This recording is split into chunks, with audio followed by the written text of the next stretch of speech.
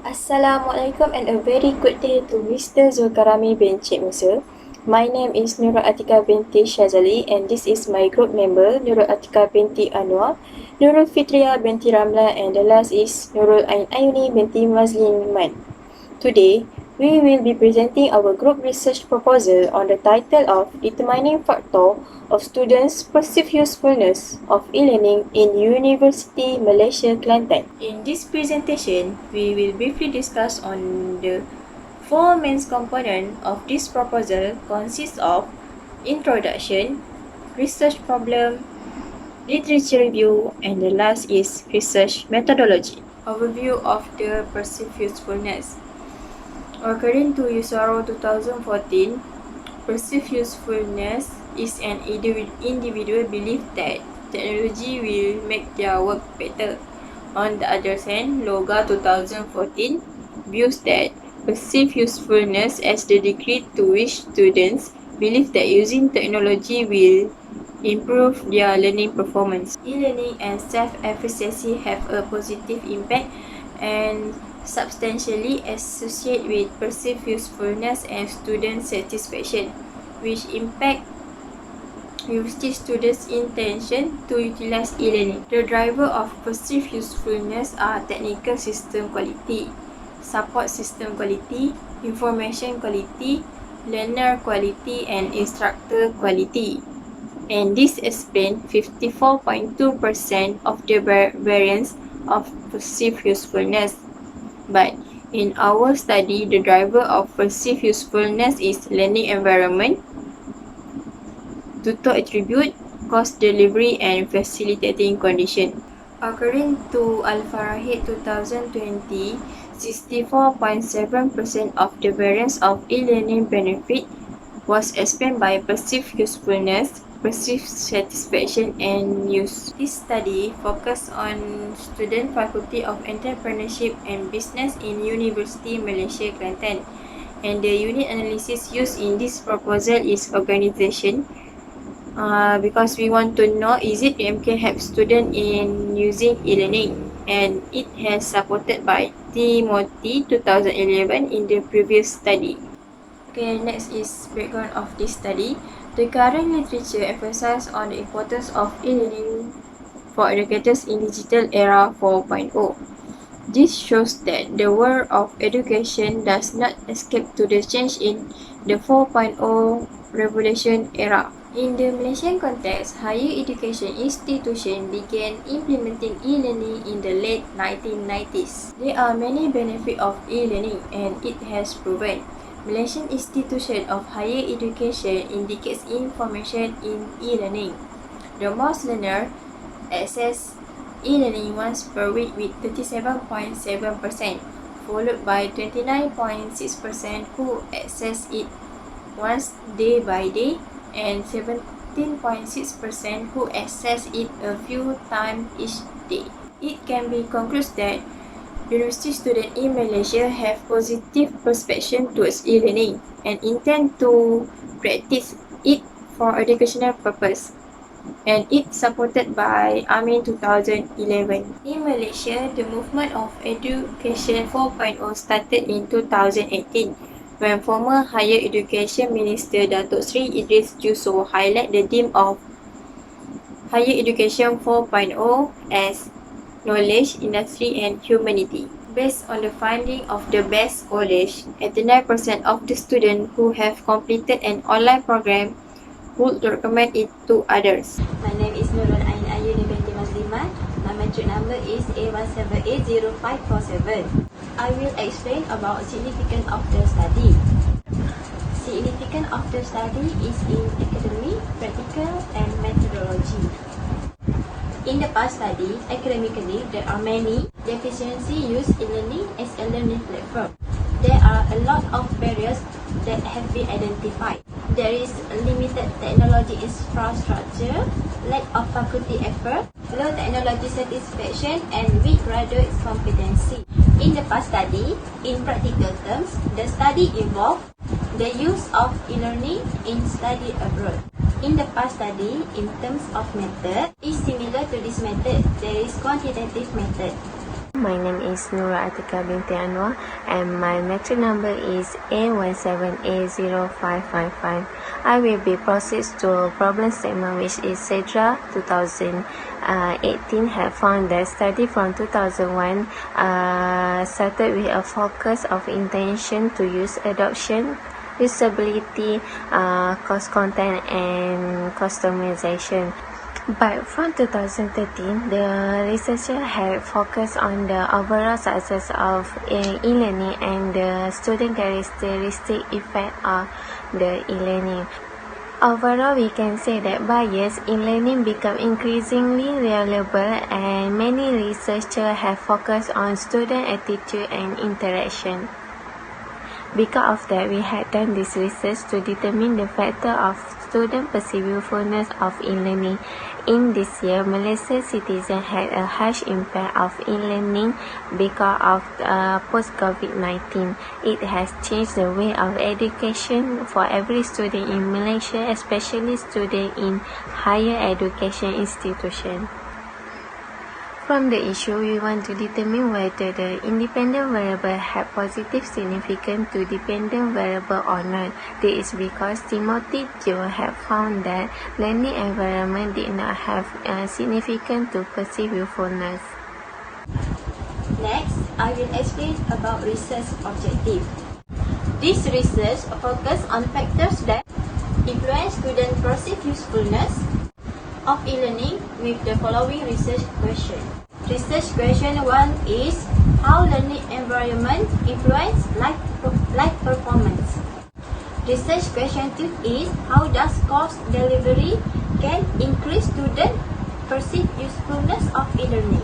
Research question 3 is why tutor attributes significantly influence learner satisfaction. Research question 4 is how facilitative condition can support an assistance given to users to integrate technology.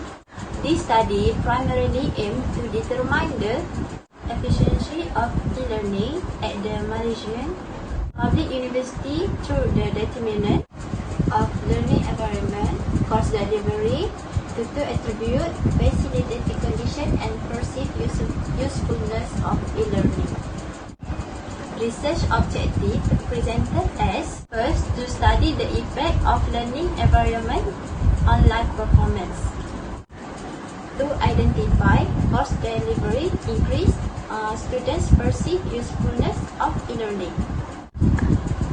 Third, to determine tutor attribute significantly influence learner satisfaction. And the last one is to study of the facilitative condition can support and assistance given to users to integrate technology. My name is Nurul Fitria binti Ramlan. My metric number is A17A0567.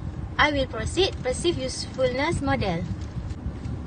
TAM is an intention-based model developed specifically for explaining and or predicting user acceptance of computer technology. Technology acceptance was defined as an individual's psychological state with regard to his or her voluntary or intended use of particular technology. In this article by Maslin Masroom, TAM is used to study the acceptance of e-learning technology. In this research, e-learning is considered a system that use internet technology and web to solve mission to deliver information to and interact with students through computer interface.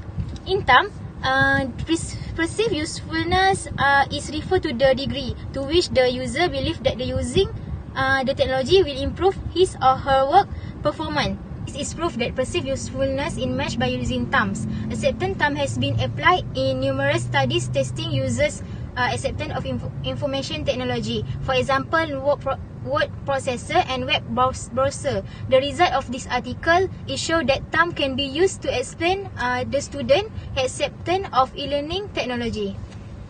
So next is for conceptual framework. Show the research framework. That is for the dimensional variable that has relationship between the factor student perceived usefulness of e-learning in Universiti Malaysia Kelantan, which is learning environment, course delivery, tutor attributes, and facilitating condition as independent variable, and student perceive usefulness of e-learning as dependent variable. So the four of independent variable will affect the dependent variables. Next, move to research hypothesis. This study is aimed to determine the student perceived usefulness of e-learning in educational context. Using perceived usefulness as the dependent variable, the independent variable had drawn by the existing literature, which is learning environment, course delivery, tutor attribute, and facilitating condition. Arising from the existing literature review, the following hypotheses were formulated. The first is learning environment will be significant influence the perceived usefulness. The second hypothesis is course delivery will be significant influence to the perceived usefulness. The third is tutor attribute will be significant influence to the perceived usefulness, and the last hypothesis is facilitating condition will be significant influence to the perceived usefulness. Next, we move to research methodology slide, which is the population of this study is 753 students from Faculty of Entrepreneurship and Business that in the third year studies. The total of 254 students complete a survey questionnaire measuring their response to four constructs which explain perceived usefulness content in e-learning. We are choosing simple random sampling rather than convenience sampling because this sampling is the easiest survey that we can use without having to investigate every individual background study, rather than convenience sampling because convenience sampling is the collection of info from members of the population who are conveniently available to prove it. The second reason why we are choosing simple random sampling because this sampling has the less bias and offer the most generability. But convenience sampling most often used during the exploratory phase and perhaps the best way of getting some basic information quickly. Moreover, the most important reason why we are choosing simple random sampling for this research is because Timothy till 2016 has been tested this kind of research using simple random sampling. Next is for research technique. From the data collection and questionnaire, the researcher used the statistical package for social science, that is SPSS version 26. Descriptive statistic of parametric used in deal with the estimation of population parameters. Parametric test model parameter, that is a model may model the effect of a treatment on someone's psychological response. A parametric test can give you a result like it must unexpected to observe at least such strong effect if the sample were taken from the same population.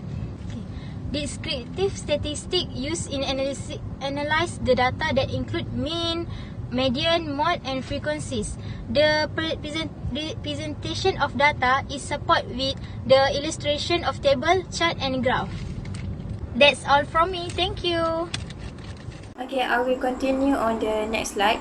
Generally, there are 4 phases in this research procedure, which is initiation, integration, implementation, and the last is interpretation phase. Initially, the researcher conduct a preliminary observation and research conceptualization to understand the real phenomenon in public university pertaining to the research issues on perceived usefulness of e-learning. Then, identified themes are integrated with measurement instrument for survey development.